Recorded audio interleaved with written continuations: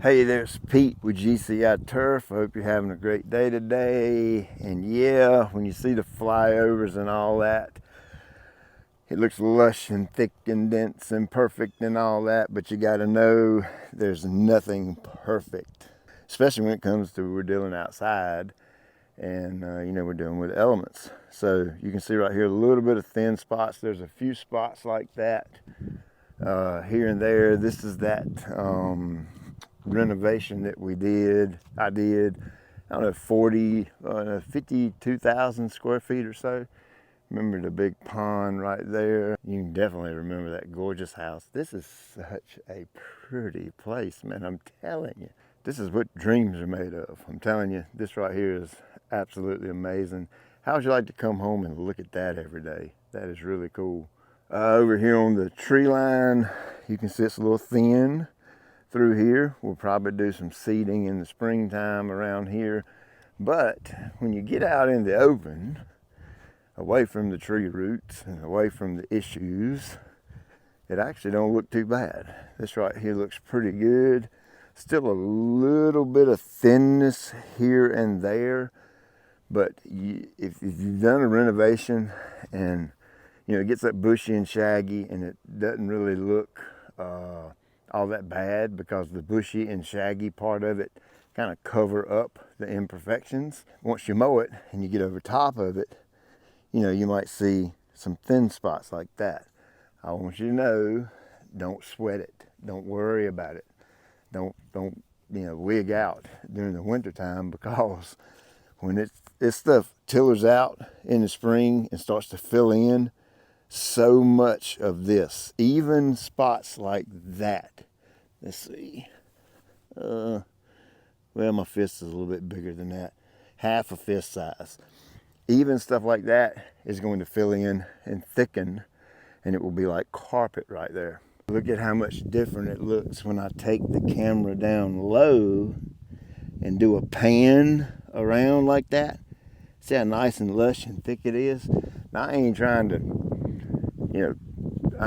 make myself look bad here. I'm just trying to keep it real with you.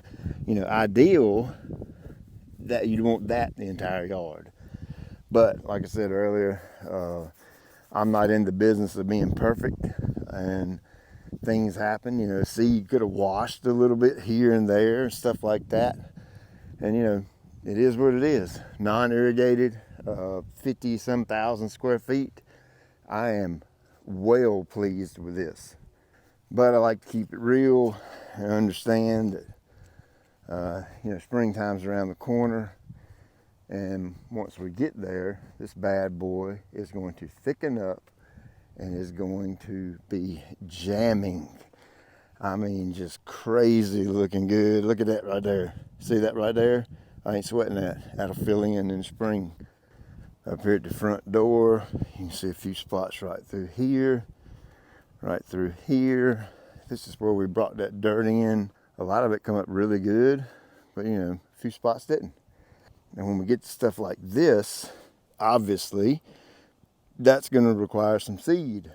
This is a GCI Turf Spreader Elite, which is basically turf type tall fescue, but we took one of the varieties out and added a rhizonomous spreading fescue variety. And of course, that's going to happen here to some extent. But stuff like this, I'm not looking for that to actually fill in and be perfectly thick for the springtime. So obviously we'll put a little bit more seed down. A little more seed down. Now this right here is probably the worst part of the yard. And you can take a wild guess as to why. But I got 1, 2, 3, 4, 5, 6 good reasons right there. 1, 2, 3, 4, 5, 6, 7 good reasons right there. Plus that thing, and of course this rock hard red clay. And of course this is one area of the yard that I just noticed is all 100% red clay.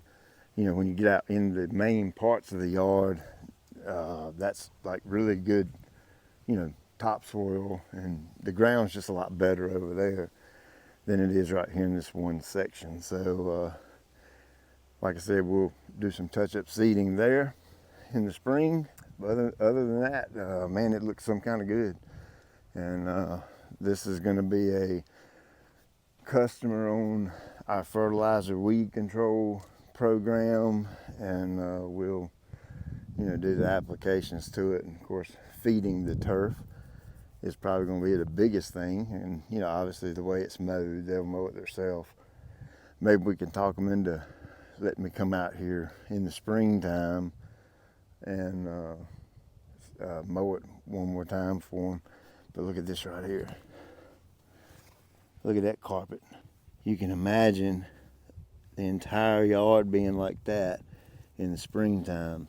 That's kind of where we're headed with this. So there's you an update on this big old renovation.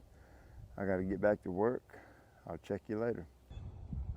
Lord have mercy. Ooh boy. That's a pretty house, ain't it?